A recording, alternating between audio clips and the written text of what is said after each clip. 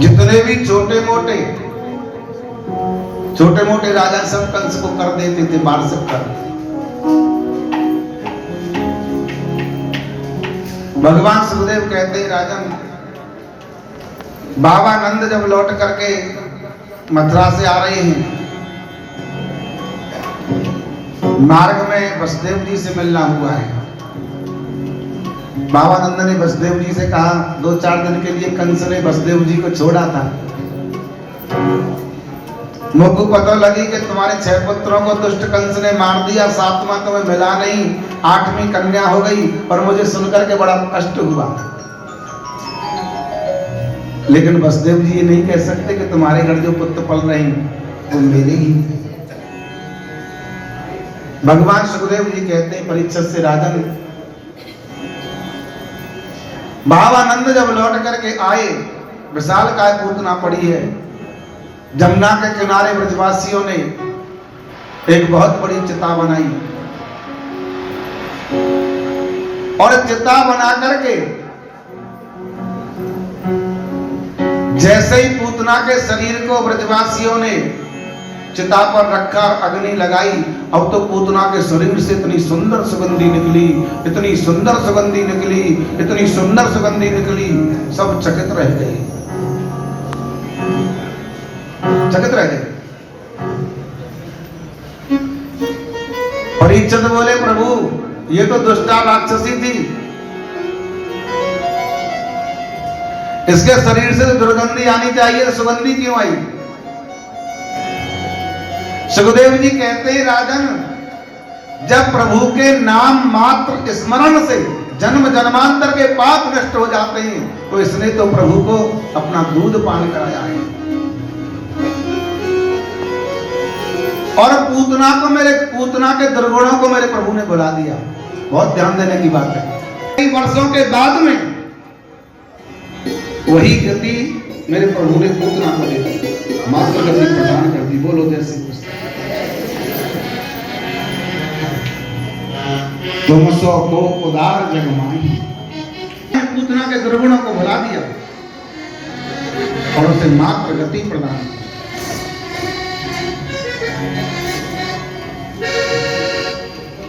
के पूतना लोक बाल घातनी राक्षसी रुद्रासना दत्तां संप्रसीदति।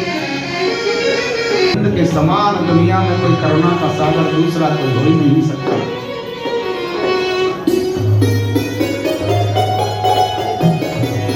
उसके बाद में भगवान सुखदेव कहते, राजन आज कन्हैया साल भर के हो गए, लेकिन लाला का नामकरण नहीं हुआ है। और गोविंद का जन्मोत्सव जो मना, वो 1 दिन नहीं, 2 दिन नहीं, 3 दिन नहीं, 4 दिन, पूरे साल भर तक वो कन्हैया का जन्मोत्सव मना। साल कब निकल गया ये किसी को पता नहीं लगा। क्यों? क्योंकि नंद के आनंद भयो। ये किसी ने नहीं कहा कि नंद के कृष्ण भयो हैं, या नंद के गोविंद भयो, ये किसी ने नहीं बोला। सबने यही बोला, नंद के आनंद भयो। क्यों? क्योंकि आनंद स्वयं परमात्मा का स्वरूप है। बोलो जय श्री कृष्ण। आनंद भगवान का स्वरूप है, इसलिए 7 दिन कब व्यतीत हो गए, पूरा साल कब व्यतीत हो गया, साल भर के कष्ट जब हुए। सुखदेव स्वामी कहते हैं परीक्षित से, राजन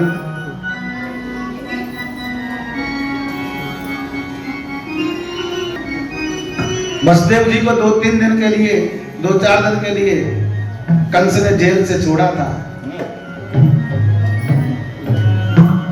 जेल से छोड़ा था।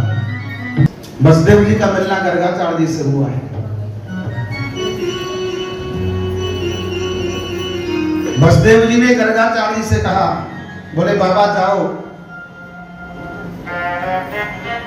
बाबा नंद यशोदा के घर जो पुत्र है उनका साल भर हो गया, नामकरण नहीं हुआ, आप उनका नामकरण करके आओ।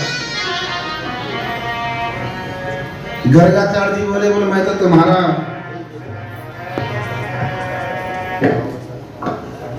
तुम्हारा आचार्य हूं, और यदि मैं वहां जाकर के उनका नामकरण करूंगा तो एक कंस की चिंता और बलवती हो जाएगी।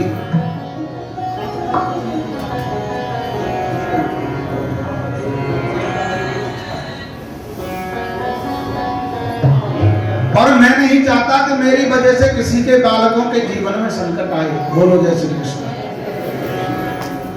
मैं नहीं चाहता इस बात को। बोले आप जाओ, धीरे से करके चले आना। गर्गाचार्य जी चले ही और गोकुल में आए, और गोकुल में आकर के गर्गाचार्य जी बाबा नंद के घर, बाबा नंद के यहाँ पहुंचे। बाबा नंद माँ यशोदा ने गर्गाचार्य जी का बड़ा स्वागत किया।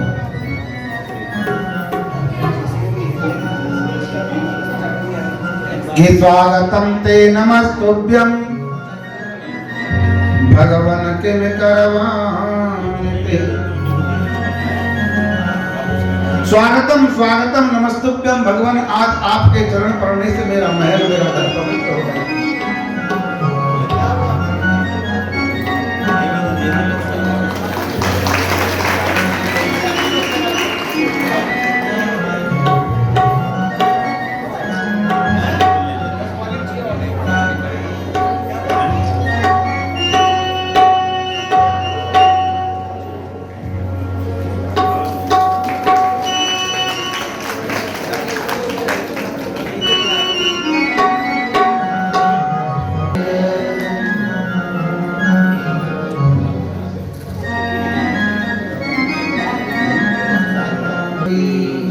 जय जय श्री राधे, जय जय श्री राधे, जय जय श्री राधे।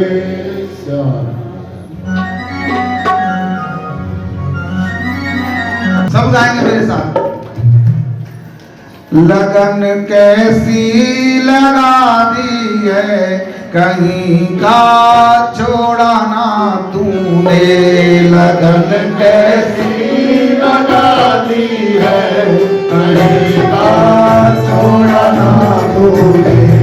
लगन कैसी लगा दी है, कहीं का छोड़ा ना तूने। लगन कैसी छोड़ा ना तूने, कहीं का छोड़ा ना तूने। कहीं का छोड़ा ना तूने, कहीं का छोड़ा ना तूने। कहीं का छोड़ा ना तूने। निगाहों से पिला दी है, कहीं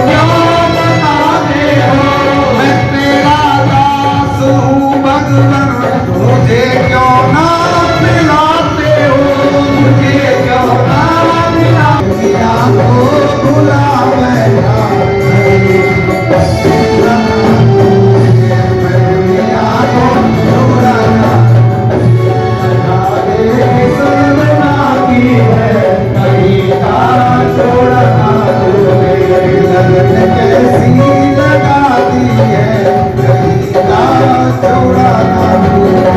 लगन कैसी लगा दी है, कहीं का छोड़ा ना तू। निगाहों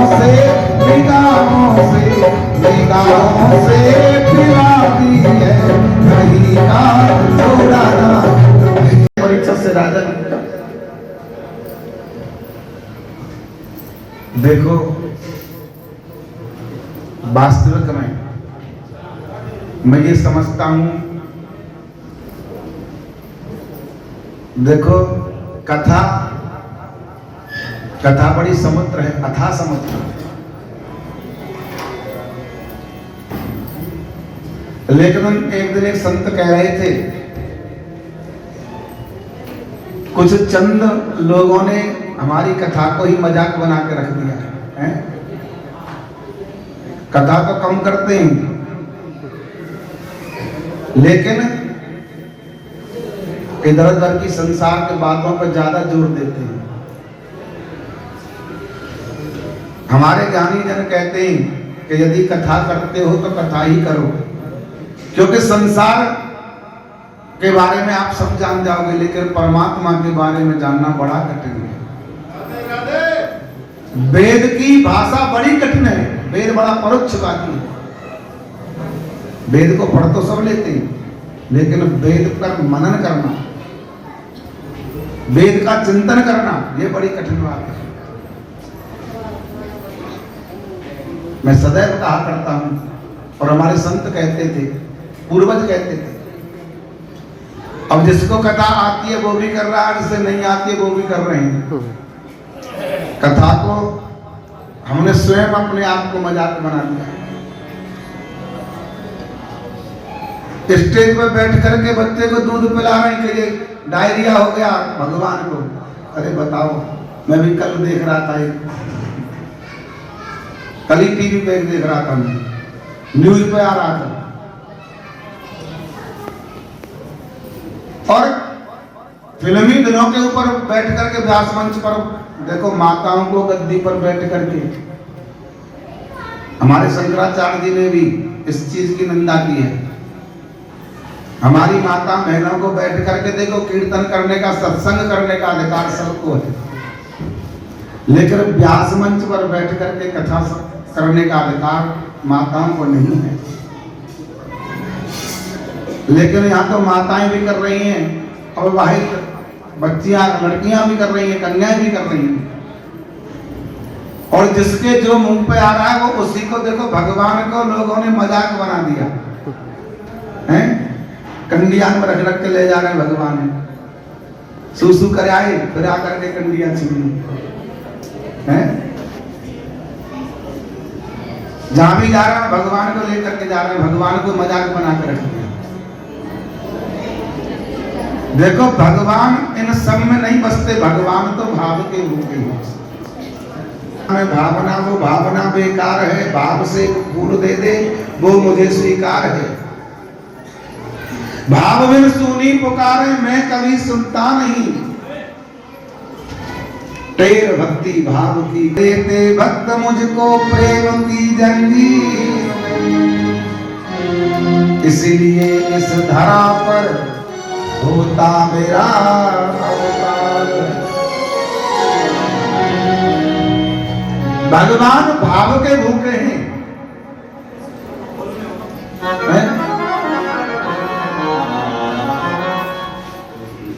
भगवान को लोगों ने गलियों में नचा दिया।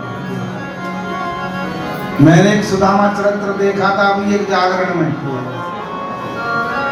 द्वारपाल सुदामा जी को धक्का मार रहे हैं। भागवत जी में ऐसा कहीं नहीं लिखा है कि भगवान के पार्षदों ने सुदामा जी का अपमान किया हो या उनको धक्का मारा हो, क्योंकि भगवान के पार्षद, भगवान के द्वारपाल ऐसा अभद्र व्यवहार किसी के साथ नहीं कर सकते, ऐसा अभद्र व्यवहार नहीं कर सकते। लेकिन को सुदामा जी को धक्का मारते हुए दिखा रहे, अरे नहीं, ये सब नहीं करना है। और मैं ये शायद भागवत जी में लिखा है जितना सुंदर विश्लेषण व्यास जी ने सुदामा जी के लिए दिया, उतना तो किसी बड़े संत के लिए भी नहीं दिया। भगवान कहते हैं कि विप्र प्रसादाधरणी धरो, विप्र प्रसादा कमला बरो, विप्र प्रसादा मम नाम राम। आज मैं जो कुछ भी हूं, आप ब्राह्मणों की कृपा से हूं। भगवान स्वयं कहते सुना।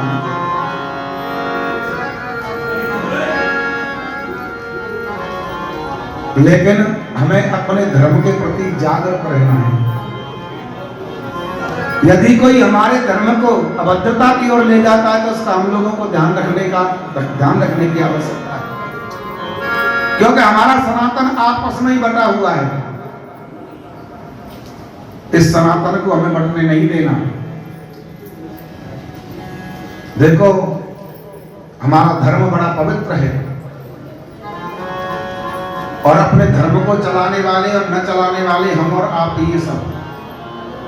हर कोई अपने धर्म के प्रति जागृत है, लेकिन हम लोग सोए हुए हैं। यदि कोई हमारे धर्म का मजाक बनाता है तो उसे तुरंत की तुरंत जवाब देने की जरूरत है। अब वो समय आ गया है। बोलो जय श्री कृष्ण।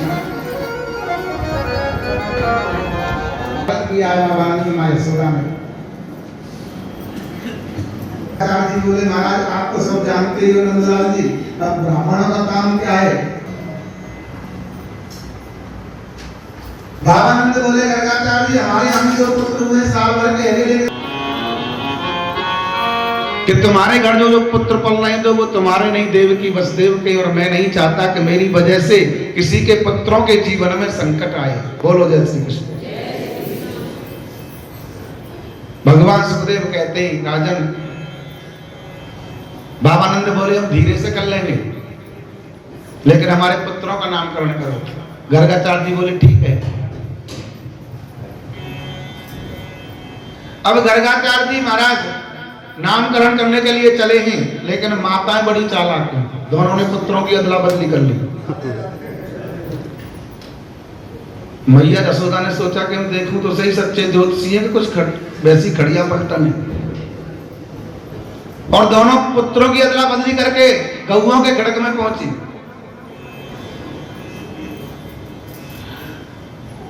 और बाबानंद बोले चलो गर्गाचार्य जी, चलो महाराज जी, अब आप नामकरण शुरू करिए। और जैसे ही माता रोहिणी की गोद में बैठे कृष्ण को देखा, गर्गाचार्य जी की समाधि लग गई और मन में सोच रहे हैं कि किम मया चरितम भद्रम किम तप्तम परमं तपः किम बातादर्हते दत्तम यच्छा यच्च केशव। किम मया, मैंने ऐसा कौन सा तप किया है, मैंने ऐसी कौन सी तपस्या की है जो आज त्रिलोकी के अजन्मा का मैं नामकरण करूंगा, जिसका कोई नाम नहीं, अजन्मा। आज मुझे इसका नामकरण करने का सौभाग्य मिलेगा। और ये देखते देखते रोहिणी की गोद में बैठे कन्हैया को देखते देखते गर्गाचार्य जी की तो समाधि लग गई। बोलो जय श्री कृष्ण। देखो, समाधि दो प्रकार की होती है। एक होती है ध्यान समाधि और दूसरी होती है त्राटक समाधि। अब तो गर्गाचार्य जी की ध्यान समाधि लग गई। अब ध्यान समाधि में क्या होता है, मुंह खुला रह गया, आंखें खुली रह गई, नवद नाड़ी सब छूट गई, सांसें भी बंद हो गई।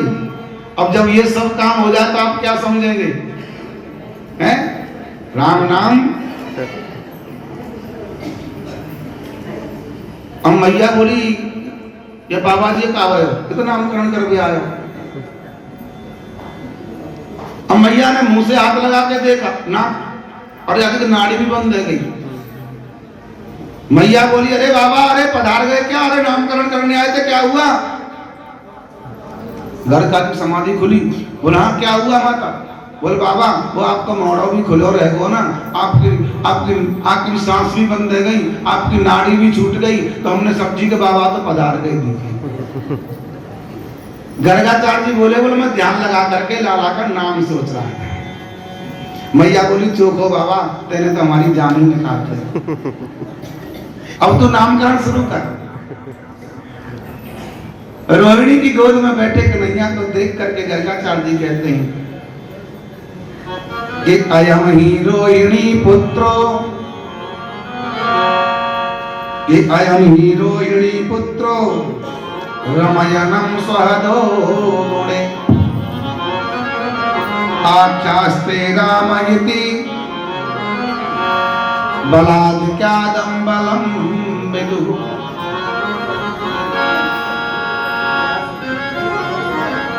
नजरानी की ओर इशारा करके गर्गाचार्य जी बोले माता तुम्हारी गोद में जो पुत्र है ये तुम्हारा नहीं, रोहिणी का पुत्र है। मैया ने तुरंत हीरे की अंगूठी निकाली, गर्गाचार्य जी के चरणों में डाल दी और सच्चे ज्योतिषी सही बात बताइए। बोलता बोलिए तुम्हारा पुत्र नहीं, रोहिणी का पुत्र है। राम इसका नाम रखता हूं बलराम, बल की अधिकता के कारण उनका नाम होगा बलराम। दुनिया के लोग इन्हें बलभद्र कहेंगे, भद्र माने कल्याण, जिसका बल दुनिया का कल्याण करे उसे कहते हैं बलभद्र। हलधरन का नाम होगा। और माता कवि जी एक गर्भ से दूसरे गर्भ में खींच करके लाए गए हैं, इसलिए इनका एक नाम संकर्षण भी होगा। बोलिए संकर्षण भगवान की जय। और माता रोहिणी की गोदी में बैठे हुए कन्हैया को देख करके गर्गाचार्य जी बोले माता ये आसनम वर्णाय स्त्रियो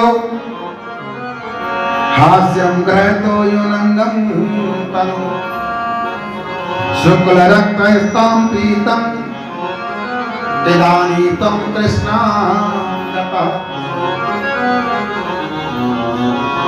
माता पहले इनका रक्त वर्ण था, फिर कभी पीत वर्ण हुआ, कभी ये श्याम वर्ण भी हुए और अभी इनका वर्ण है कृष्ण, इसलिए कृष्ण वर्ण होने के कारण इनका नाम रखता हूं कृष्ण। बोलिए कृष्ण कन्हैया लाल की। इनका नाम कृष्ण होगा, माधव होगा, मुरारी होगा, गोविंद होगा, गोपाल होगा, माधव होगा, अनेक नाम होंगे, इसलिए इसका एक नाम देवकी नंदन भी होगा, वसुदेव नंदन भी होगा। मैया बोलिए बाबा जी दक्षिणा कम लगे तो ज्यादा दे दूंगी, पहले आक्रमी कितना होगा। गर्गाचार्य जी बोले भैया तेरे लाला को तीनों लोगों में कोई विजय प्राप्त नहीं करेगा, इतना बड़ा बलवान तेरा लाला पराक्रमी होगा। बोलो जय श्री कृष्ण। भगवान सुखदेव कहते हैं राजन, अब गर्गाचार्य जी से नजरानी बोले बाबा नामकरण तुमने करे बड़ा अच्छा लगे हो, लेकिन मेरा मन है कि आज तुम थोड़ी सी प्रसादी इधर ही पा लेते तो बड़ी कृपा होती। गर्गाचार्य जी बोले भैया ज्यादा इच्छा तो नहीं थी, और हम तो किसी के हाथ का बनाया हुआ भोजन नहीं करते, हम तो स्वयं बनाते और पाते। मैया बोली तो बाबा ऐसा ही कर लो, मैं तुम्हें सूखी सामग्री दे देती हूँ, आप प्रेम से बनाओ और पाओ। अब मैया ने सूखी सामग्री गर्गाचार्य जी को दे दी। देखो किसी के मुंह में पानी नहीं आना चाहिए, हाँ लोग झूठा हो जाएगा नहीं। अब मैया ने कछु दूध दिया, थोड़ी शक्कर भी दी, काजू भी दिए, बादाम भी दिए, चिरौंजी भी दी और काजू पिस्ता भी दियो। अब तो गर्गाचार्य जी ने बड़ी सुंदर खीर बनाई और थाली में सजाई, तुलसी दल अर्पण किया, घंटी बजाई और बोले गोविंद आओ भोग लगाओ, लाला आओ भोग लगाओ, कन्हैया आओ भोग लगाओ, माधव आओ भोग लगाओ। अब कन्हैया नंदरानी की गोद में दूध पी रहे थे, उतर के धीरे धीरे घुटमुन चलने लगे यहाँ से, और जाकर के गर्गाचार्य जी की थाली में चप्पड़ चप्पड़ खीर खाने लगे। और गर्गाचार्य जी ने आंख खोल के देख के, अरे मैया, अरे नजरानी, देखे तेरे लाला ने मेरा भोग झूठा कर दिया। मैया बोली, चौरे लाला, अरे बाबा ने तेरी मेहनत से भोग बनायो, तैने कैसे झूठा कर दियो? नहीं मानेगा तू? कन्हैया बोले, मैया मैं काय को जा रहा हूँ भोग झूठो करवे बाबा को, मेरी का कर्ज पड़ रही। अब बाबा जब वो बार बार बुला रहे कि गोविंद आओ भोग लगाओ, लाला आओ भोग लगाओ, माधव आओ भोग लगाओ, तुमको जानो पड़े। मैया ने फिर सामग्री दी, गर्गाचार्य ने फिर खीर बनाई, फिर थाली में सजाई, फिर तुलसी दल छोड़ा, फिर घंटी बजाई और गोविंद आओ भोग लगाओ, लाला आओ भोग लगाओ, माधव आओ भोग लगाओ। अब तो गोविंद फिर गई और फिर खीर खाने लगे। गर्गाचार्य जी बोले, मैया तेरे लाला ने मेरा प्रसाद, मेरा भोग फिर झूठा कर दिया। मैया बोली, लाला तू नहीं मानेगा, बार बार परेशान क्यों कर रहा है बाबा को? कन्हैया बोले, तेरी सौगंध खा के कह रहा हूं मैया, मेरे ऊपर कोई दोष ना है। अरे बाबा जब मुझको बार बार बुलाने, गोविंद आओ भोग लगाओ, लाला आओ भोग लगाओ, माधव तुमको जानो पड़े। गर्गाचार्य जी ने सोचा कि तो ब्रह्म है, शेष महेश गणेश दिनेश सुरेश उजाए निरंतर ध्यान। ब्रह्म है। बड़े बड़े संत, बड़े बड़े महात्मा, बड़े बड़े ज्ञानी जन, बड़े बड़े अमलात्मा, बड़े बड़े भक्तजन समाधि लगाते हैं, भजन करते हैं, तप करते हैं, कीर्तन करते हैं कि शायद मरणांत समय जब हमारा आए तो हमारे मुंह से गोविंद का नाम निकले, लेकिन मरते समय ऐसा नहीं हो पाता है। कृष्ण त्वदीयम पद पंकज पजनान्ते अधेव में विसुत मानस राजहंस प्राण प्रयाण समय कभवात पित्ते कंठ वरोदन विदु स्मरण कुतस्तते। उत्तरा ने कृष्ण से कहा था, प्रभु बड़े बड़े संत, बड़े बड़े महात्मा, बड़े बड़े ज्ञानी जन तपस्या करते हैं, भजन करते हैं, तप करते हैं, समाधि लगाते हैं, जप करते हैं,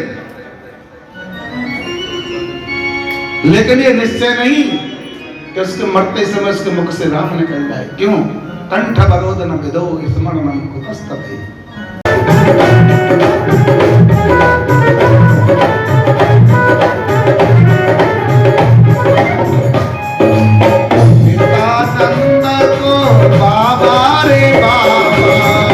भैया रे भैया रे भैया कहने लगे